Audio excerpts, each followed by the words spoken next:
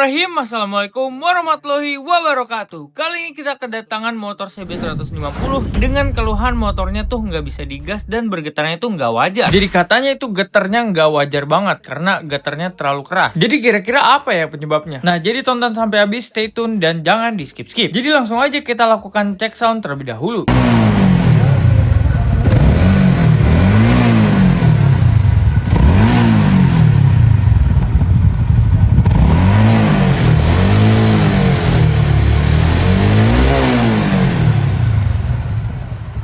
Nah, emang sih kalau di video itu nggak kelihatan buat getarnya. Tapi kalau misalnya kalian naikin tuh getarnya emang beneran gak wajar, guys. Jadi keluhan motor ini cuma itu ya, guys. Oke, langsung aja kita bongkar. Pertama-tama kita lakukan pembongkaran terlebih dahulu pada bagian perkabelan dan baut-baut yang melekat. Lanjut kita bahas untuk throttle bodinya. Untuk throttle body ini doi masih pakai yang standar dan kondisinya burik wajar pemakaian aja. Jadi bisa dibilang masih aman. Solusinya nanti akan kita bersihin aja. Lanjut kita lepasin dulu untuk permesinannya dari rangkanya. Terus mesinnya kita taruh di dudukan mesinnya terlebih dahulu biar proses servisnya itu lebih mudah buat dilakuin. Jadi ini adalah tampilan permesinannya dari luar. Kita beralih ke bagian permagnetannya terlebih dahulu. Terus kita analisa bareng-bareng. Untuk magnetnya dan spoolnya masih pakai yang standar dan kondisinya juga masih aman. Oke, ganteng banget, masih aman semua. Dilanjut kita bongkar bagian koplingnya dan kita analisa bareng-bareng. Ternyata setelah kita bongkar dan kita analisa, hasilnya untuk bagian koplingnya masih aman sentosa semua. Oke, paling buat koplingnya kita ganti packing dan filter olinya aja. Terus kita juga ganti untuk seal bak koplingnya yang fungsinya buat mencegah oli mesin keluar dari bagian dalam bak koplingnya ini. Nah, ini kita lakukan pergantian karena kondisinya udah keras karena usia ya, guys. Jadi menurut kita sebaiknya diganti. Oke, kita lanjut buka bagian permesinannya. Kita lepasin terus kita analisa bareng-bareng. Jadi untuk blok dan pistonnya masih pakai ukuran yang standar ya, guys. Terus untuk bloknya kondisinya itu masih aman sentosa dan cuma kotor wajar pemakaian aja. Nanti solusinya akan kita lakukan pembersihan tipis-tipis aja. Tapi untuk pistonnya kondisinya ringnya udah macet dan ini bisa bikin oli jadi cepat nyusut. Akibatnya bisa jadi ngebul tipis. Sementara untuk headnya masih pakai yang standar dan kondisinya alhamdulillah masih aman banget. Termasuk untuk bagian antek-anteknya kayak pelatok, noken dan perklepnya juga masih aman sentosa. Oke, jadi perkiraan mekanik kita permasalahan itu ada di balancernya. Jadi di sini kita lakukan pembelahan mesin untuk dilakukan pengecekan. Nah, setelah kita bongkar, mari kita lakukan analisa bareng-bareng, oke? Pas kita bongkar untuk bagian crankcase-nya sih terlihat sekilas masih terawat aja, tapi mari kita buktikan masih aman-aman aja apa enggak. Terus apakah prediksi dokter Jatnika bener atau enggak? Mari kita lihat. Pertama kita cek untuk kuruk asnya dan alhamdulillah ternyata kuruk asnya itu kondisinya masih aman sentosa, nggak ada yang oblak-oblak dan bearingnya masih lancar. Selanjutnya kita lakukan pengecekan pada gear rasionya juga dan ternyata masih aman sentosa. Jadi jelas masalahnya bukan dari sini ya, besti. Nah, setelah dilakukan pengecekan ternyata bener aja karet pada balancernya itu udah goyang ya, guys, karena usia. Jadi kemungkinan dia mengeras dan getas sehingga karetnya udah nggak bekerja maksimal buat ngeredam getaran pada permesinan.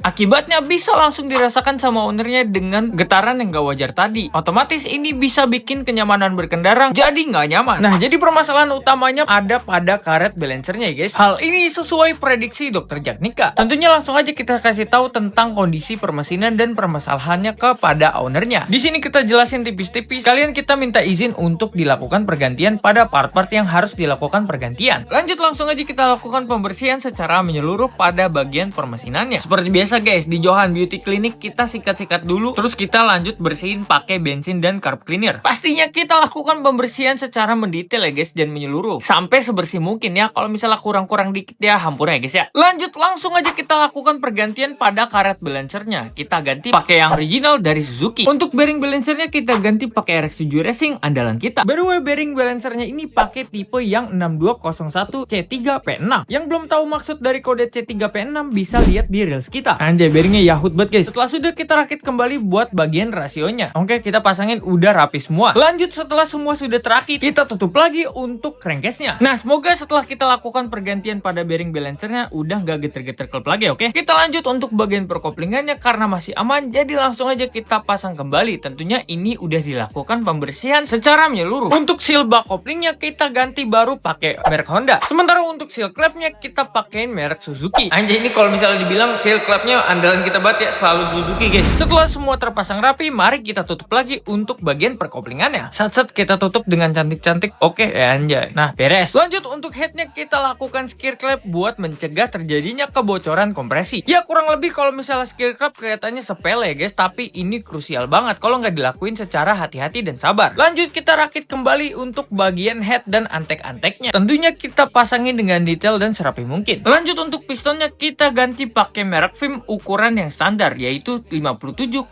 mm. Ya karena nggak diborap jadi kita pasangin yang standar aja guys. Lanjut langsung aja kita pasangin kembali untuk pistonnya. Lanjut untuk bloknya kita pasangin juga. Sementara untuk headnya dilakukan pemasangan kembali setelah bloknya ini. Anjay geribet guys, kita pasangin dengan sabar dan hati-hati, oke? By the way, di video kali ini gue bakal jarang ngomong dan karena di video ngono gue di demo guys. Tapi nggak apa-apa, dengan itu kita bisa menjadi lebih baik. Oke, terima kasih untuk saran dan masukannya. Gue akan selalu memperbaiki dubbing dan kalimatnya dan selalu nemenin kalian di episode selanjutnya, oke? Selanjutnya kita lakukan penyetelan buat sim-simannya. Nah, sim-simannya ini berfungsi buat mengatur celah antara noken dan pelatuknya. Kalau terlalu rapat, efeknya mesin jadi ngelitik. Nah, kalau kekenduran bisa jadi tenaganya akan berkurang atau bahkan menghilang. Ya bisa dibilang ngempos kayak odong-odong gitu guys, nggak ada tenaganya. Kita lanjut untuk rantai ketengnya kita lakukan pergantian pakai merek Honda. Tentunya dengan yang original no WKWK. Untuk bagian permagnetannya kita lakukan pemasangan kembali setelah dilakukan pembersihan secara menyeluruh juga pada bagian permagnetannya, oke? Mantap, udah rapi, udah ganteng. Setelah dilakukan penyatuan kembali antara mesin dengan rangkanya, kita cek sound dan kita lihat masih getar atau enggak.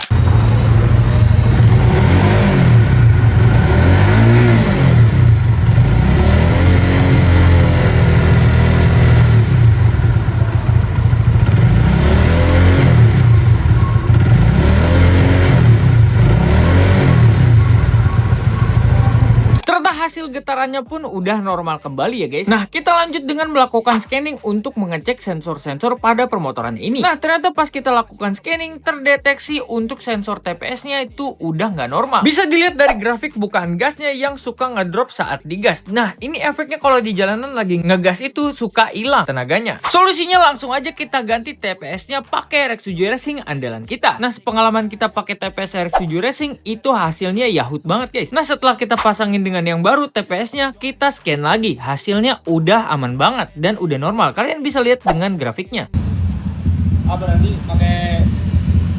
Setelah semuanya normal juga aman sentosa, kita pasangin semua body-bodinya. Terus lanjut kita turunin motornya untuk di test drive dengan ownernya. Tapi sebelum ownernya nyoba, kita coba dulu, kita test drive terlebih dahulu ya guys. Oke guys, jadi kita barusan aja kelar nih buat servis besar si motor Honda CB ini ya guys ya.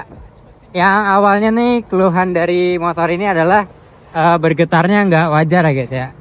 Jadi ownernya ngeluh nih motor tuh kalau digas bergetarnya nggak wajar gitu.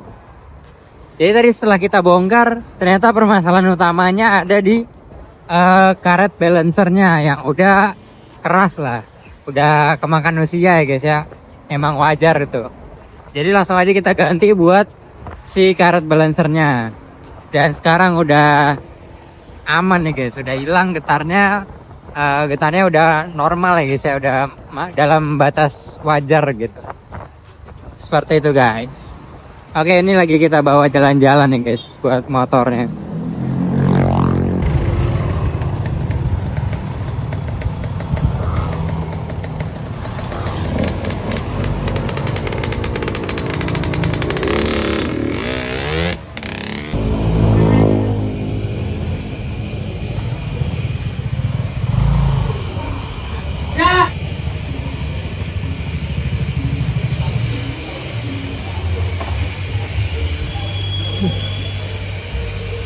Aman bang? Tuh, mantap. Oke, jadi kurang lebih ceritanya seperti itu ya guys untuk servis kali ini. Nah untuk servis kali ini memakan biaya sebesar Rp2.100.000 dan ini udah termasuk semua-muanya ya guys. Nah di sini gue mau minta maaf kalau misalnya sebelumnya videonya banyak terlalu kalimat dan gitu. Jadi mulai dari video ini gue sebisa mungkin mempersedikit kalimat dan itu guys, oke? Tentunya kedepannya gue bakal memperbaiki skill dubbing gue karena kalau dubber lama itu udah pensiun ya guys ya. Dia sudah menyelesaikan tugasnya dan sedang bertapa ya guys. Dan sebenarnya video yang kali kalian lihat itu udah stok-stok yang lama aja, tapi kemungkinan dia bakal kembali, oke? Jadi terus pantengin video-video kita dan terus update tentang ilmu tipis-tipis dari servis kita dan kembalinya udah berlama. Tapi fun fact, sebenarnya gue yang nemenin kalian dari awal banget YouTube ini ada, guys. Gue juga udah pernah dubbing di episode kita bahas sejarah Bang Johan itu sendiri. Dan di situ skill gue buat dubbing sangat belum memadai buat gue sendiri ya, guys. Dan dari situ gue terus belajar untuk upgrade diri. Tentunya buat sampai di sini itu nggak mudah buat gue, karena gue harus upgrade diri di mana harusnya jam-jam seperti off day, jam istirahat buat memperbaiki diri termasuk dubbing ini. Nah, ternyata masukan dari teman-teman masih kurang lagi, dan terima kasih atas kritik dan sarannya. Tentunya gue bakal terus upgrade diri, oke? Dan semua itu gue lakuin untuk nemenin kalian di episode-episode selanjutnya dan menggapai mimpi juga cita-cita kita. Oke, sekali lagi gue minta maaf untuk dubbingnya yang sebelumnya kurang sempurna. Oke, ampun guys. Tapi tenang aja, gue bakal memperbaiki diri buat jadi jauh lebih baik. Oke, mau dibuatkan konten apa lagi selanjutnya? Jangan lupa like, share, dan subrek-nya, dan nyalain loncengnya biar kalian tahu kalau kita udah upload video Josnyeng Jospar kita. Oke, thank you yang nonton sampai habis. Salam Josnyeng Jospar. Wassalamualaikum warahmatullahi wabarakatuh.